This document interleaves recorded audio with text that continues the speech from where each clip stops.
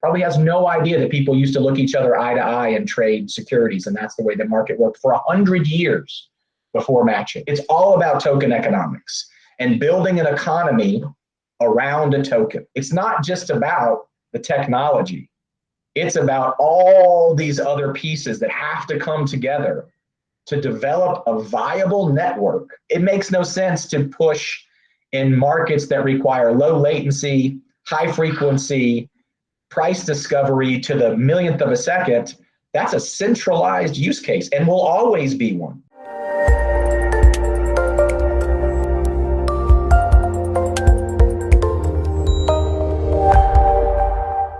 Hello, everyone. The dream about efficient and accessible finance is being made through with DeFi application and public blockchain, such as Ethereum or Tezos. Why then big guys such as Nasdaq or Citi often prefer closed private networks, which we know little about? Do they provide advantages to common users? Is the future of finance permissioned or permissionless? We will find answers to these questions in our today's interview with Mark Smith, who is a CEO of an enterprise blockchain platform, Symbiont, that is being used by major financial institutions, bringing classical finance on chain.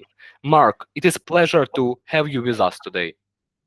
It's my pleasure, Ross. Thank you so much for inviting me. Thank you, Mark. Mark, please tell our viewers about yourself and your company activities. So Ross, my name is Mark Smith. As you just said, I'm the CEO and co-founder of Symbiont. I launched Symbiont in March of 2013. So we're now 8 years in the development of our proprietary blockchain and smart contract platform. This is not my first foray into entrepreneurship or building businesses that make long-term changes to capital markets. This is in fact my 6th startup in fintech or financial services. My first was back in the mid-90s when the electronification of Wall Street was beginning, and the concept of electronically bringing buyers and sellers together through a matching engine was novel and unique, and presented an interesting outsider challenge to the status quo of OTC market making and specialist open outcry in the way in which you trade cash equities or any financial instrument from back then via voice or in person. I learned a lot about how you take outsider technology and make it ubiquitous infrastructure for capital markets at that time. And there are a lot of learnings from way back then that we're applying today in blockchain technology, where you can take something that is a gray market solution, and most people don't realize this, but that's what matching was back in the mid-90s. It was developed by day traders to the way in which traditional markets operated. It was a regulatory challenge to the SEC to understand matching because we were really acting as a exchange without having an exchange license. And so we had to fight regulators and we had to fight status quo to take this exciting new technology, which was matching back then, and apply it to capital markets. And then we've seen what's happened. Somebody your age, Ross, or your audience probably has no idea that people used to look each other eye to eye and trade securities, and that's the way the market worked for 100 years before matching. We see the same thing now happening in blockchain technology as the back office analog to the front office of matching. So the electronification of Wall Street, from when we started deploying matching in the mid-90s to when it became ubiquitous about 20 years later and is now the way markets operate, we see a similar path in the middle and back office for blockchain technology. So my history has shown that I can find trends early, apply them to traditional markets, and dramatically change the landscape forever in those traditional markets. And we're on a path to do that today with Symbiont. So you're bridging the traditional market to the new technologies, right? It's more dragging than bridging, unfortunately. When you think about sort of front office trading and how quickly that can be adapted and changed versus middle and back office settlement infrastructure, the real, under the covers operations of markets, it's a lot easier to deploy a matching engine and have traders use it than it is to change the whole infrastructure for how markets operate after a trade has been performed. So we're doing a lot more dragging than bridge building, but a lot of success along the way. Yep, thank you for a detailed answer. I really impressed about your experience, and I wonder how are permissioned financial application are different from the public ones. So first of all, I want everyone to stop using those terms. That permissioned versus public was a specific attack that was created by crypto economic blockchains back in 2014 and 2015 when it was sort of Bitcoin and Ethereum and almost nobody else. And companies like Symbiont came in and saw the value of the underlying technology, but also brought with it understandings of how capital markets actually work and presented a threat to crypto economic companies. And so Ethereum, Consensus, all those people started saying, oh, public blockchains are good and private blockchains are bad, and use that as a lexicon to try to thwart the development of enterprise solutions. So we transitioned away from that lexicon long ago, and you really have to understand what's really going on here, right? There are two totally separate things happening at the same time. There's economy building happening in the crypto world. Okay. That's what's going on there. There are not financial market solutions happening in the crypto world. The desire of every single public network, you want to call them, is to drive the value of the token. It's all about token economics and building an economy around a token in any way you possibly can, through whatever application development can occur to drive that price higher. That's it. There's a single desired outcome. Doesn't matter what application is, if it solves a problem, if it doesn't, if it's a silly application and clogging the network, right? If it has any value whatsoever, if it's financial or not, right? General purpose solutions.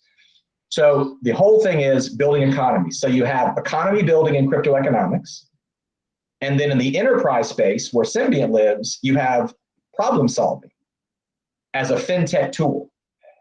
So what we've been doing from day one is identifying real problems in traditional regulated markets, financial only, and then working with domain experts like Vanguard and Citi and NASDAQ and BlackRock and PIMCO and American Century Funds and S&P and MSCI, you name it, right? Broadridge, the biggest of the big companies, to solve those problems with them utilizing an enterprise-grade fintech solution that is based on blockchain and smart contract technology that can be deployed in a compliant fashion.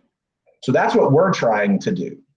And so we don't look at anything in the crypto economics world as a competitor or even as trying to do anything of what we're trying to do. We see ourselves competing with the status quo, the markets as they exist today, which is the biggest competition, changing the way in which markets work today. That's our biggest competitor. And then there are other firms who have built enterprise solutions out there that are trying to solve real world problems as well. But because Symbiont has developed a thesis that's very clear, where we believe the best and highest use of the technology is to be at the genesis moment of the creation of an instrument. Whatever that instrument may be, it could be a financial instrument, it could be a data blob, it could be an identity, but whatever it is, it's originated natively to the blockchain as the sole custodian of that instrument for its life cycle. And then you have to be able to use smart contract technology to model the terms and conditions of that instrument so it can be automated through its life cycle to finality, whatever that may be. When we find those opportunities, we look to deploy our solution to solve those problems. So we see the very different goals, very different focus on what we're trying to accomplish, even though crypto economics is driven by traditional blockchain solutions and enterprise is being driven by solving problems. So we just don't see them as even anywhere near competitive or we don't see it as one is going to win as the other is going to lose. One is building something brand new, and it's not really going to affect the traditional markets. And the other is building solutions to solve major problems in traditional markets. And we own that market. Mm-hmm. Yep, full understand.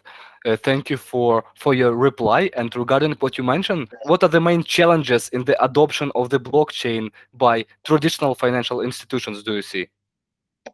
The first and foremost is just having the will to change.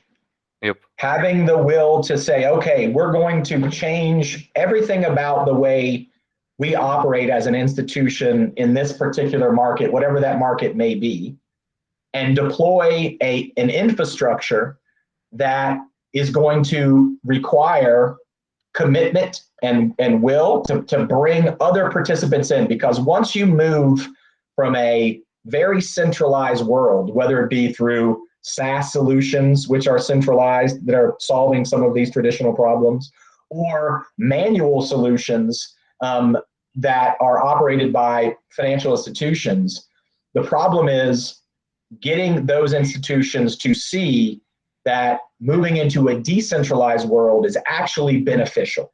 Mm-hmm. And that is a long-term problem set that takes a lot of effort to solve for, because not only do you have to prove the efficacy of the technology, which in and of itself is already a challenge for anyone who's ever vended to a large financial institution, any type of solution.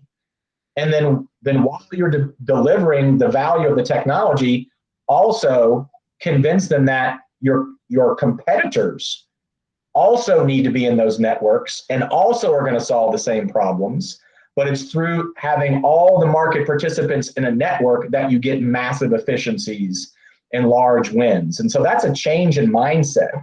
So not only do you have to find the problem, have the right solution, you also have to find the right people inside those organizations that can move these massive, massive companies in this direction.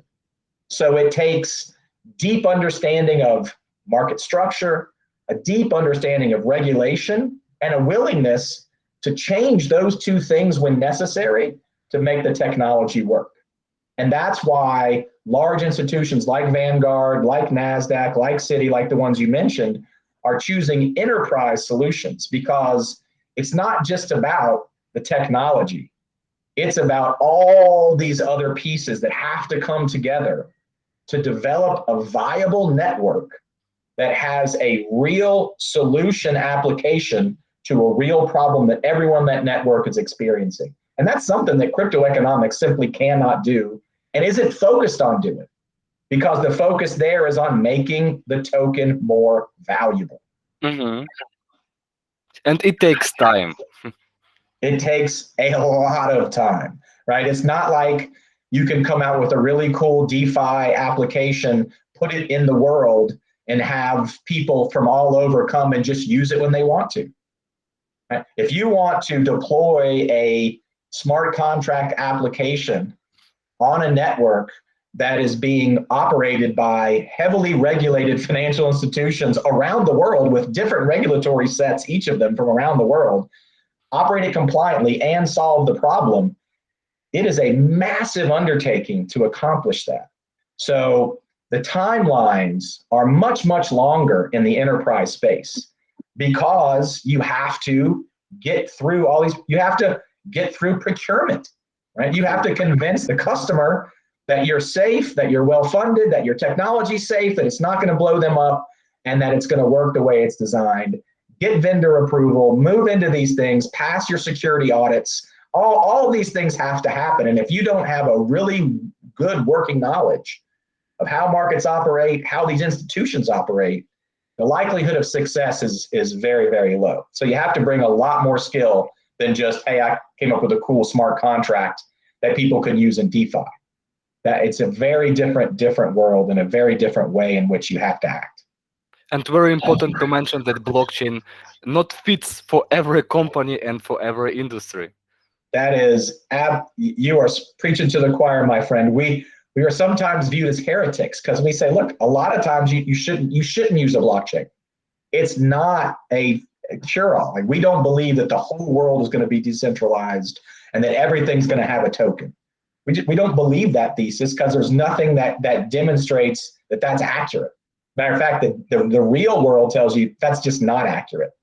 I remember back in 2014 where, in 15, the conversations were, there's only going to be a couple of these. There's going to be Ethereum and Bitcoin and maybe one or two others, and there's no room for anybody else. Now look at how many Ethereum competitors exist today. And there's just going to be more over time. So I think you have to understand what's really going on and then use the details, not what you want to happen, not what you hope will happen, but what really is going on and what is possible. And it makes no sense to push in markets that require low latency, high frequency, price discovery to the millionth of a second. That's a centralized use case and will always be one, because you cannot reach the performance levels of centralization with decentralization. The laws of physics won't allow it. So there's always going to be centralized solutions because there are a need for them. And there are now new solutions that are decentralized for areas in which they're applicable.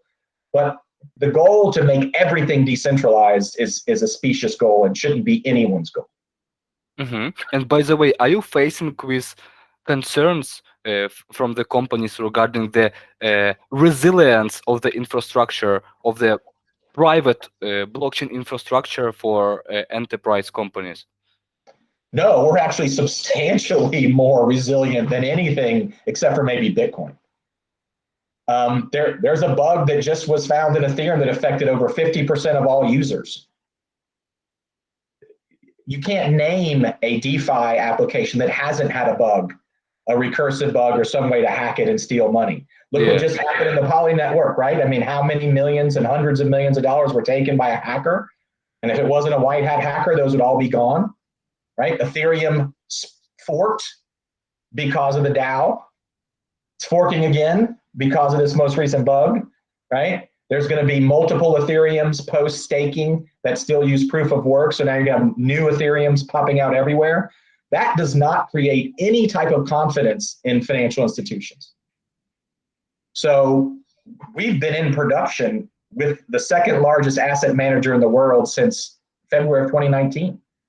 And we've had zero alerts. We've had no bugs. We've had no issues. It has run 100% every single day since we deployed it.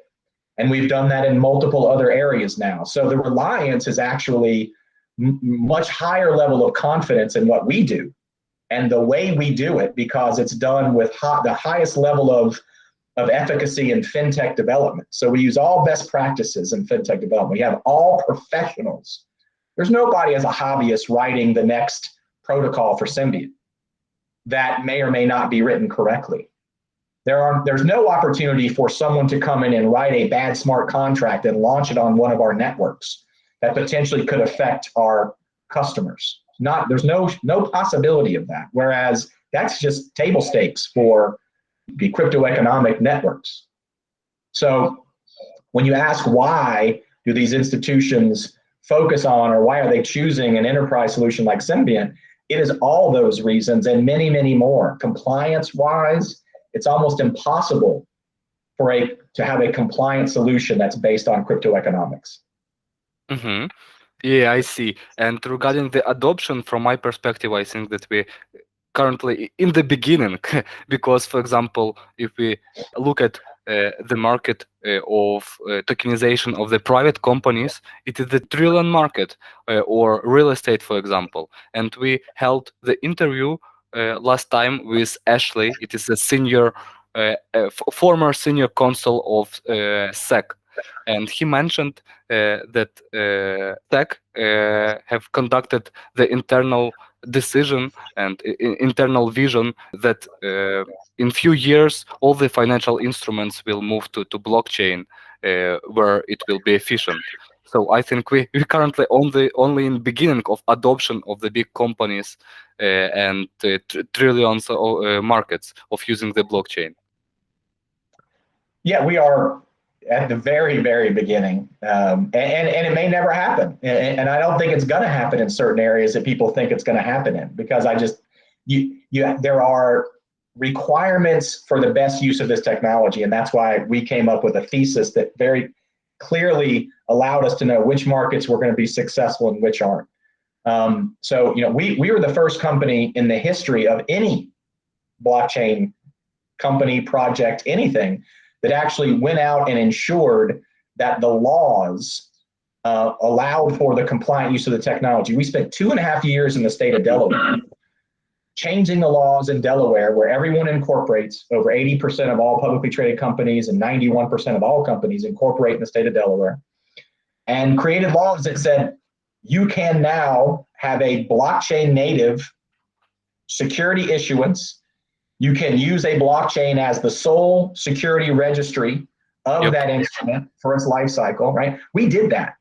We did it because we knew that if someone didn't do it, then there'd always be a question of whether or not it was regulatory compliant to even put a private company on a blockchain. We now know that it not only is a compliant thing to do, it's the right thing to do.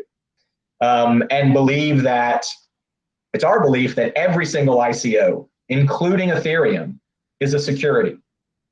We've been saying that since day one. I bought Ethereum on the IPO. I literally have an email from Vitalik saying we're IPOing Ethereum. And if you look at his initial message board release, it says Ethereum IPO. They knew back then they were issuing a security.